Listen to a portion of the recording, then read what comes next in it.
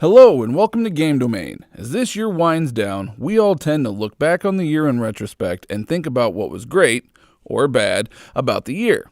Now there will be many countdown and best of videos this year, including our upcoming 2017 Game Domain Game of the Year Awards video. However, today we're going all the way back to 1997. We're going to take a look at the top-rated game of each of the last 20 years, based on Metacritic score. Now, in some cases, there are 2 or more games that tie for the top score, so we're going to cover them all. Let's get started with the top-rated game of 1997, Goldeneye 007 for the N64, which received a 96 on Metacritic. Now, what a way to start. Goldeneye is right up there with Mario Kart for the games that give me the most powerful nostalgia. Many an hour was logged in the basements of my friends' houses as we spent hours loading rooms up with proximity mines, racing for the golden gun, and when the night had gone fully off the rails, playing slappers only. The 1997 game, developed by Rare, also had a campaign mode and demonstrated the benefits to gameplay mechanics, such as the ability to roam freely and stealth missions. Now, I will say, having gone back and played it recently, the graphics are a bit rough, but it's still fun. If you can't handle the early technology, though, you can try the remastered versions that came out in 2010 and 2011 for the Wii, PS3, and 360. In 1998, Zelda, the Ocarina of Time, was the game to play. With the highest score on this list at 99, it would seem that it might be the game to play in almost any year. This edition in the Zelda franchise introduced the N64's fittingly favorite of many who step into Link's shoes and was the first game with 3D graphics. Now, once again, on a quest to defeat Ganondorf, the player had to learn to play songs on the musical instrument for which the game was named, the Ocarina, to advance further in the game. So if you don't have an N64 laying around, you can still check it out on the Wii and the Wii U. 1999's winner was Soul Calibur on the ahead of its time ill-fated Sega Dreamcast. Now, I was in grade school in the 90s and the early 2000s, so I had to remember the whole arcade-style fighting games that they had on the video games market. Mortal Kombat, Bloody Roar, and Tekken were exceedingly popular as they began to make the jump from arcade machines to home consoles. Soul Calibur was no exception. A sequel to Soul Edge, Soul Calibur was different from the other fighting games I mentioned because it was focused heavily on weapons rather than hand-to-hand combat. Now, I haven't played any of the recent Soul Calibur games, but I remember the storyline of the game vaguely. Each of the characters is seeking a sword named Soul Edge for different reasons, and the sword possesses the ability to corrupt souls similar to the One Ring in Lord of the Rings. Now, obviously, the story wasn't its strong suit. Rather, it was strong in innovative mechanics and introduced it to fighting games such as 8-direction movement. Now, writing this has made me think about the fun I had playing this with my friends, so maybe I'll go pick up the new Soul Calibur that's coming out in 2018 and invite all of them over. 2000 came in hot on 4 little wheels with Tony Hawk Pro Skater 2 landing a rating of 98. Now, the second in the Tony Hawk series, Pro Skater 2 was definitely a step above its predecessor in terms of character selection, gameplay, level design, basically you name it. You skate through levels collecting items such as cash, hidden tapes, and the letters that spell out skate. You have to achieve these goals to reach the next level. The other mode requires you to compete for a certain score, and you can only advance when you win a medal like Trackmania or Trials. Now, the first game in the series to introduce custom skate park design, Pro Skater 2, is still one of the highest rated sports games of all time. Pro Skater 2X later came out for the Xbox and definitely is a more polished way to play a game that did a lot for skating games at that time, but it hasn't really aged well graphically. It is worth playing though just for the delight of pulling an ollie over the bums in each of the levels. 2001 sees our first tie of the video. It's a 3-way tie to be exact. Tony Hawk Pro Skater 3, Grand Theft Auto 3, and Halo Combat Evolved all landed a 97 rating. Tony Hawk 3, originally released for PlayStation 2, but probably best experienced on the Xbox version of the game, brought several new features to the game, including customizable female characters, hidden and unlockable characters including Ollie the Magic Bum, Darth Maul, and Wolverine, and some of the coolest level designs like the cruise ship and the airport. Now, two things still stand out to me after all of these years. One, how creative some of the challenges were compared to the grindy challenges of the first two games, such as stopping at pickpockets at the airport. And two, the soundtrack. The Pro Skater games always had really fun soundtracks to my inner skater punk, but Pro Skater 3 had some truly unique and catchy music, including the ballad Teaching Good Hygiene by Del the Funky Homo Sapien and the transcendent Ace of Spades by Motorhead. Now give those a listen if you aren't familiar, then fire up Tony Hawk Pro Skater 3. Grand Theft Auto 3 is the first of several Grand Theft Auto titles on this countdown. Now I probably don't have to tell you about it because the Grand Theft Auto games are pretty much ubiquitous with video game society and popular culture at large.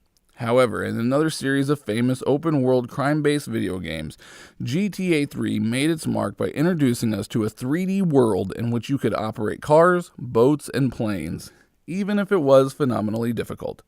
It has been emulated so many times now it probably wouldn't seem novel if you don't remember playing it in 2001, but it was truly groundbreaking for its time, both in terms of how open the world was and for the controversy it stirred up due to the sex and violence portrayed in the game. Now, the third in our 2001 trio, Halo Combat Evolved, also needs no introduction. Now, my friends and I were huge Unreal Tournament fans, and Halo came out right between Unreal Tournament and Unreal Tournament's 2K3 and 2K4. Naturally, we scoffed at the other game that clearly wasn't as good as our beloved Unreal, until one of us finally broke down and played it. We all loved different things about it, but we all knew one thing. We were seeing something new. Now, I personally love nothing more than when a game pulls me into its lore, and Halo did that for me. I feel like exploring this right around with, Master Chief. I couldn't get over how cool it was to look up and see the horizon stretch 360 degrees right back to me.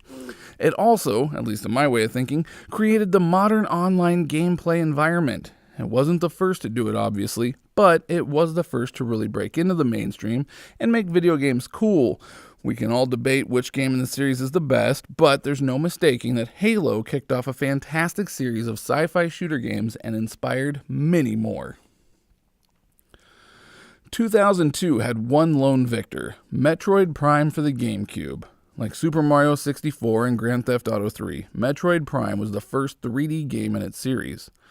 I remember Metroid for its beautiful graphics and really rich atmosphere. The music and setting just always seemed to really pull me in, and I didn't realize it at the time, but Nintendo made it a point to call it first-person adventure instead of a first-person shooter. Looking back at it now, it seems pretty obvious, but in the moment, I didn't realize how much the game focused on exploring and scanning, kind of like in Mass Effect Andromeda, versus running and gunning, although there is plenty of action too. This game, complete with beautiful graphics, awesome music, excellent pacing, and a relatively weak plot, is great. Now we have another tie in 2003, Legend of Zelda Wind Waker and Grand Theft Auto Double Pack. Now I won't really cover GTA again since half of the Double Pack is GTA 3, but the Double Pack also came with Vice City, the heavily 80s themed installment of GTA. It once again raised the bar of what could be done in a sandbox crime-based game with a pretty layer of 80s pastel paint slapped on it and a deliciously 80s soundtrack to back it up. Now this may be sneaking in as a technicality since it's a bundle, but it is worth mentioning. Now, Legend of Zelda The Wind Waker. Thinking back to this game, what really stood out to me was the art style. I wasn't as connected back then as I am now, so while I recognize the cel shading as a departure from previous Zelda games, I didn't realize it was somewhat controversial. I personally enjoyed it. I think it really gave the game its own distinct style, and if you play through it now, it's a style that really holds up. It doesn't really break the mold in many other ways, at least in my opinion, but it had really enjoyable combat and that classic Zelda charm that you expect. It was a beautiful world that I loved exploring and a world that's still beautiful today. 2004's top game is worth a brief pause. Half-Life 2. Sure, all of these games are, by their inclusion on this list, great, but Half-Life 2 gets a bump up due to its association with its developer, Valve. Now, I won't dwell too much on these topics because the focus should be on the game itself, But I have to mention the game's engine, Source, which helped create many popular titles, and it was also developed alongside the industry-shifting Steam service. Alright, anyway, back to the game itself. So the game blew me away. It had such a great story and an atmosphere that was so heavy and complete that I felt like I was there, and was incredibly disappointed when it was over. For a game to have atmosphere like that, it has to have great level and character design, great plot, and great music. Half-Life 2 had it all, and if that wasn't enough, it also had the craziest physics I'd seen in a video game. Oh, do you want to pick that sink up with a gravity gun and blast it into that wall? Go right ahead. Barrels exploded, then rolled, wood splintered, bodies ragdolled. It was wonderful. The game has stayed with me all these years later, and if you haven't played it yet, you definitely should. In 2005, Resident Evil 4 got a score of 96 on the GameCube and PlayStation 2. Now, you're most likely familiar with the concept behind Resident Evil. It's a zombie survival third-person horror game, and in this chapter, you're in Spain saving the president's daughter from an evil cult. Now, I remember Resident Evil 4 for its precision aiming mechanic. It was so entertaining to see enemies react differently depending on where you shot them. You could kneecap the zombies and make them drop. You could shoot weapons out of enemy hands. And of course, there are, the headshots. Now, I also enjoyed the ability to play with the environment, like shooting ropes to drop the objects hanging from them, or block doors with furniture. Of course, there's the entirely creepy atmosphere, but you don't need to tell that, a Resident Evil game has a convincing spooky feel to it. Everybody knows. 2006 was lucky enough to have another Zelda game take the top prize. This time it was Legend of Zelda: Twilight Princess.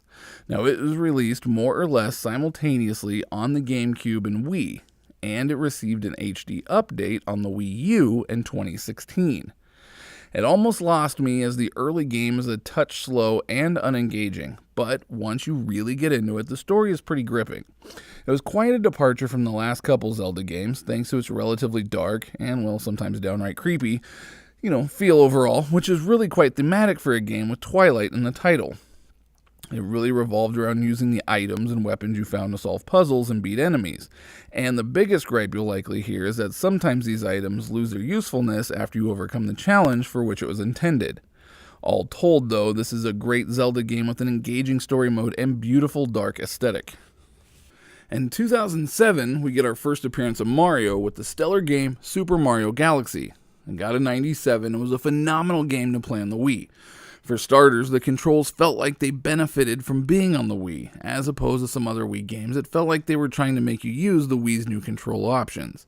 It felt natural, and it added some extra benefits in addition to the normal analog controls for our beloved plumber. Now, I love the way the game plays with gravity and treats all the galaxies of varying shapes and sizes with their own themes and play styles. I enjoyed wandering around and seeing what I could do more in this game than previous Mario games, and the game overall didn't disappoint. I loved hopping from galaxy to galaxy and finding the soundtrack to be perfect for the game. At times, soaring and uplifting, sometimes peaceful and ethereal, the music is perfect fit for Mario's first foray into space. Lo and behold, 2008 has another Grand Theft Auto game. This time, it is Grand Theft Auto 4. Now, this installment brought several new features from the simple standpoint of gameplay and combat. It changed how aiming worked, and introduced a cover system, and it introduced a wildly popular online gameplay. The game is justifiably praised for the depth of detail they put into creating their version of New York City, as it was incredible the sheer size and variety to be found. The story was also the richest, most detailed plot yet in the franchise. Now, honestly, I never finished the story. I spent the majority of my time playing online with friends, just messing around, exploring the city, blowing stuff up, racing, or more often crashing the cars. Now, this was another big jump for GTA, and it really isn't surprising taking the crown for another year in our list. Now, we're off the map in 2009 with Uncharted 2, Among Thieves for the PS3. The second installment in the Uncharted series, Among Thieves, continues to deliver cinematic thrill. If you're not familiar, it's an action-adventure series in the vein of Tomb Raider. When I think of the quality of the production, though, I often associate it more with the Metal Gear games. The writing and acting are excellent, and as are the cutscenes. It's more linear than the Metal Gear games, but Uncharted 2 does a great job of making the journey along that line more enjoyable. Uncharted 2 went bigger than its predecessor in this way, giving you more ways of attacking a situation, such as through stealth or climbing up and attacking from above. It also is bigger in sheer square footage. The first game took place on one island, and this game takes place in the footsteps of Marco Polo. 2010's most well-reviewed game is Super Mario Galaxy 2, also for the Wii. Now, originally slated to be an expansion on the original Galaxy, but the creators decided there was just too much left to do, so they made a whole new game. Now, if you've seen our video ranking the 3D Mario games, you know that I rank 2 just a bit higher than 1. Not everyone's in agreement, I know, but I rank 2 higher because it feels like everything I loved about 1 done bigger and better. The base gameplay is essentially the same, exploring all unique galaxies in the pursuit of Bowser and his prisoner Peach. But 2 brings in clever and creative challenges on top of the 3D gravity play that 1 introduced. Now, I can't recommend the Galaxy games enough. Batman Arkham City and Elder Scrolls V Skyrim both landed a score of 96 in 2011. First, Batman, okay? I love Batman. I loved Arkham Asylum, so when Arkham City came out, I was dying to play it, and it did not disappoint me. In an area more than 4 times the size of the first game, you get to engage in the same activities you love from Arkham Asylum, including solving the Riddler's puzzles, using your gadgets and your fists to beat up bad guys, and, well, I can't say too much. I don't want to spoil it for anyone who hasn't actually played it yet. It's a pretty open world game, and although you can't get into all the buildings, you can, however, soar over the city with your cape and drop down on enemies below. Now, I could go on, but I'll just say that as a fan of Batman, crunching my way through enemies and soaring over Arkham made me feel as close to being the Dark Knight himself as I'm ever going to get. The second game in the top spot is Skyrim. Now, I don't know where to start with a game this size. At its core, it's another installment in the Elder Scrolls series in which you are hoping to defeat Alduin, the dragon that will destroy the world. But you can also totally disregard that story and just roam the world, exploring, doing side quests, if you so choose. It's a huge, beautiful world with excellent characters, but everyone knows it's the freedom that has made the game famous. Well, that and the mods, I suppose. The game came out 6 years ago, but got released on the Switch and PlayStation VR in November of this year. And people are still actively involved, playing it, modding it, exploring it. It can be daunting to dive into something this size, but I strongly recommend that you do. 2012 also had a tie between Persona 4 and Mass Effect 3. Because Persona 4 was a re-release, I'm going to only touch on it lightly. Simply put, Persona 4 is a great JRPG in a series of great JRPGs. It's a huge world to explore in which you are a student by day and fighting monsters in another dimension by night. The series is typified by its in-depth and gripping story, and you can sink a ton of time into this and still feel like you're just scratching the surface. It's no wonder this game even made it to the top, even as a re-release. Now, on to the main event, Mass Effect 3. Complete honesty, I'm a huge Mass Effect fan. My expectations for Mass Effect 3 were as high as everyone else's, and by and large, it lived up to those expectations. Now, I can't say too much and risk spoiling it for others, but the highly controversial end was upsetting at first to me. But it grew on me, and now I'm pretty happy with it. This game was a really satisfying conclusion to the very ambitious and gripping game. The combat is good, not great, but the combat was never really the focus of the game. The focus was the story, and Mass Effect 3 did a great job of bringing the saga stories to an end. I will say that these games are not for everyone. There's a fair amount of grindy type activities to do on the Citadel, and scanning planets for resources is still time consuming, but better than it was in the past. So if you like the earlier games though, I cannot recommend 3 enough. If you've never played any of them, pick them all up, preferably for the console or PC, as you can import your character and just dive right in. I've played through the trilogy 3 times already, and likely will log a 4th pretty soon. 2013 begins a 3-year reign for Grand Theft Auto V. I'll talk about it here in 2013 when it came out for PS3 and the 360, but in 2014 when it was released for the Xbox One and PS4, and in 2015 when it was released for PC. I will talk about the runner-up game in each respective year as well. So for those of you keeping score, the Grand Theft Auto series has 6 mentions in 20 years. More than a quarter. That's incredible. So let's just focus on 5, the latest in Rockstar's series of open-world monster games. It picks up where its predecessors left off and runs even farther into new territory. The GTA games got more and more rich in their storytelling with each installment, and 5 continues that trend. This time, the game focuses on holding a mirror up to America and satirizing its violence, sex, greed, and pretty much every other deadly sin. What stands out about the storytelling in 5, though, is the fact that you play it from the eyes of 3 different people with 3 different personalities. It creates a sense of freshness and breaks up the pacing in a game that never really got stale or dull anyway, but I'm not going to complain. As always, though, there is controversy over how violent the game can be, so obviously this game is only intended for specific audiences.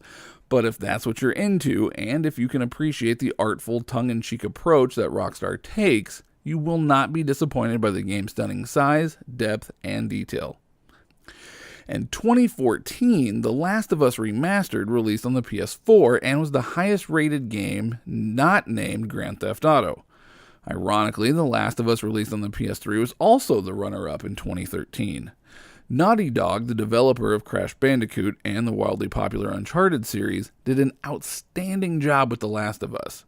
There are few games that have made me feel so invested in their characters as this game, and if you've played Mass Effect and grew attached to the characters because of what you go through with them, and because of all the little conversations that you have with them, you might understand what it's like to explore a post-apocalyptic America with Joel and Ellie. It's an incredibly beautiful game, both graphically and thematically. And if you aren't familiar with it, the plot is that Joel, a smuggler, needs to escort a young girl, Ellie, across the United States a couple decades after an infectious fungus basically turns people into zombies. Words like despair and hopeless will come to mind as you see an America ravaged by decades of fighting between gangs, the government, zombies, and nature, all trying to claim what's theirs. This game definitely deserves to earn a top spot, as it is amazing in every way. The benefit to The Last of Us Remastered, besides its enhanced graphics, is that it all includes the DLC from the original Last of Us. Now, 2015 saw the latest release in one of my favorite franchises, Metal Gear Solid 5: The Phantom Pain. I know as I write this that there's not much I could say to convince Metal Gear fans that it wasn't a good game, or to convince people who don't understand the appeal of Metal Gear that it was a great game.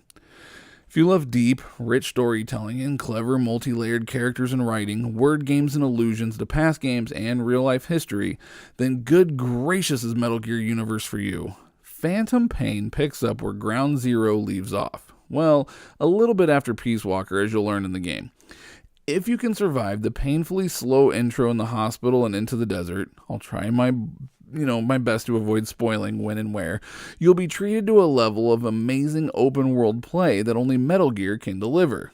Now, I was just simply amazed at how well Konami worked with the mixture of stealth gameplay, all-out attack mode, and open-world mechanics. It works as well as you would think. You can run into a base under cover of darkness, cut the power, knock out the guards, abduct them to, potentially have them join your army full of soldiers of fortune, then get back on your horse and race off to complete a mission. Or just do the same thing to the next military base. And on top of that, the base-building metagame on the ongoing growth of the characters you love from the past and future Metal Gear games, and you have an immersive experience that has and still is taking hundreds of hours to complete. There's also an online component, but I've never touched it as the single-player world has its hooks in me still. Now, I know I said I didn't feel like I could convince anyone to change their opinion on Metal Gear games, but even if you've tried past games and didn't care for them, you really should give this one a try. Again, endure the opening hospital section of the game and then savor all this game has to offer. You probably won't regret it. As we near the finish line, we have yet another tie. In 2016, both Uncharted 4, A Thief's End for the PS4, and Inside for the Xbox One landed a score of 93. So let's start with Uncharted. The last time we talked about an Uncharted title, back in 2009 with Uncharted 2 Among Thieves, the word that seemed most appropriate was just cinematic. So that to me is Uncharted's legacy, a series of games that provide above and beyond everything else the feeling that you're in an adventure movie. A Thief's End is beautiful, the gameplay is smooth, the writing is good, the characters feel natural. It's just a joy to play. It's still fairly linear in its plot, but there is a bit of more opportunity to find alternative solutions to challenges and to combat. For example, if you want to break from the game's punchy, exciting firefights, there is an effective, albeit fairly simple, stealth approach. I found the pacing to be a little slow at times, and if you've ever played the previous Uncharted games, A Thief's End is almost a must-play. Now, this is one of the few franchises that I feel did a really great job of sending off the characters we've come to love in the previous installments. And as big and bombastic as Uncharted is, the other top game of the year, Inside, is condensed and concentrated. It's just as beautiful, but entirely different ways. Uncharted is filled with colorful jungles and deserts. Inside is almost entirely grayscale, but is so artfully executed, every scene looks hand-painted and worthy of being desktop wallpaper. The style reminds me most of one of this year's best platformer games, Little Nightmares. It's a tense, evocative, and haunting world devoid of speaking or instruction, leaving you feeling wonderfully isolated, left to solve the mystery all on your own. Since Inside is a fairly short game, just a handful of hours, and is fairly straightforward, move, jump, interact, the focus is justifiably on its plot. Now, unfortunately, I can't say much about the plot because, well, one, it's open to interpretation, and two, I don't want to spoil anything. I will say, however, that I've played through it multiple times because it's just so incredibly spellbinding. So, here we are, the final weeks of 2017, and as it currently stands, Legend of Zelda Breath of the Wild is tied 97 to 97 over Super Mario Odyssey, both for the Switch. Now, both have received large amounts of praise and critical acclaim. My instructions for this video, however, were clear. Only the best rated game from each year and Breath of the Wild has more perfect scores. So as I'm writing this, Legend of Zelda, Breath of the Wild. So what can I say about Breath of the Wild that you haven't heard a dozen times already? It's a beautifully, seemingly painted game filled with challenging and rewarding puzzles. If you haven't picked it up yet, you've still likely seen videos of the crazy things the game allows you to do by playing with the items and runes that you receive. If you want to try something, if you think it's too crazy to work, try it. You might actually be surprised. This is the fourth Zelda game on the list, so you probably know what to expect. A fantastical and charming world filled with puzzles to be solved. What I didn't expect, though, was just how perfectly Nintendo executed an open-world Zelda game. To me, it seemed that the creators played a lot of Skyrim and Shadow of Mordor, and then dialed down the grit and turned up the charm. The ability to roam the map and stumble on beautiful visits and enemy camps with equal frequency means that wandering away from your quest to just explore is always rewarded. It probably goes without saying, but if you haven't played Breath of the Wild yet, even if you don't normally get into Zelda games, you should pick it up and give it a try. Wow, okay, so we made it to the finish line. As I was writing this, I picked up on a few patterns that have been developing. For example, a majority of the recent winners were well-executed, engaging, and masterfully crafted open-world games.